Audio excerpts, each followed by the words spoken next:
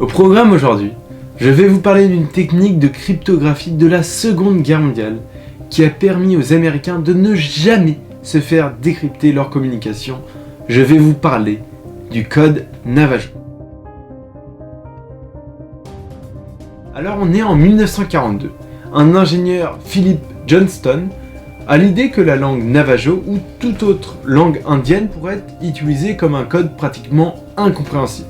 Si chaque bataillon du Pacifique était doté d'une paire d'Indiens comme opérateur radio, la sécurité des communications serait garantie. Il parle de son idée au lieutenant-colonel James Jones, officier des transmissions à Camp Elliott.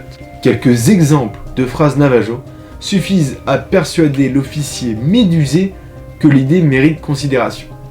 Il décide d'utiliser le langage Navajo car aucun étudiant allemand dans les 20 dernières années n'avait rencontré une personne de cette tribu. C'était parfait. En plus, le dialecte Navajo est incompréhensible pour toutes les autres tribus et tous les autres peuples, à l'exception des 28 Américains qui ont étudié ce dialecte. Il équivaut donc à un code secret en face de l'ennemi et il est parfaitement adapté à une communication rapide et sûre.